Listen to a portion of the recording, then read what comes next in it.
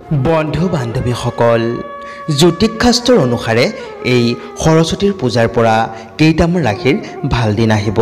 এই সময়ত এই ৰাশিৰ ওপৰত মা লক্ষ্মীৰ লগতে মা সৰস্বতীৰ কৃপা দৃষ্টি থাকিব, যাৰ ফলত এই সময়ত এই ৰাশিৰ সময়ে সময়ে ধন লাভৰ যোগ হ'ব পাৰে। সৰস্বতীৰ পূজাৰ পৰা এই ৰাশিৰ লোকসকলৰ ভাগ্য মুকলি হ'ব। মা সৰস্বতীৰ আশীষ থাকিব, টকা পইচা হাতলৈ আহিব। এই সৰস্বতীৰ পূজাৰ পৰাই এওঁলোকৰ যি সমস্যা আছিল সকলোবোৰ দূৰ হৈ যাব। সুখ সমৃদ্ধি আহিব, কৰ্মদিশত উন্নতি আৰু সাফল্য দেখিবলৈ পাব। পাৰিবাৰিক জীৱন আনন্দময় হ'ব, টকা পইচাৰ অভাৱ কমিব, অৰ্থ উন্নতিৰ তুলনাত ব্যয় কম হ'ব, শাৰীৰিক পূৰ্বতকৈ উন্নতি হ'ব।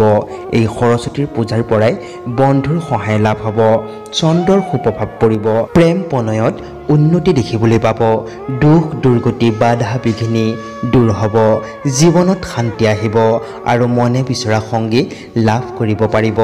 শিক্ষা বিদ্যা জ্ঞানৰ ক্ষেত্ৰত সুফল অৰ্জন কৰিব পাৰিব, লগতে সম্পদ বৃদ্ধি তথা ধন টকাৰ লাভৰ যোগ আছে।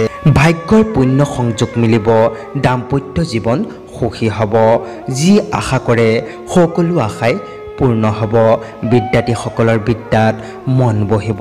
এই ভাগ্যশালী ৰাশি কেইটা হৈছে মেঘ ৰাশি, সিংহ ৰাশি, তুলা ৰাশি, ধনু ৰাশি, মকৰ ৰাশি আৰু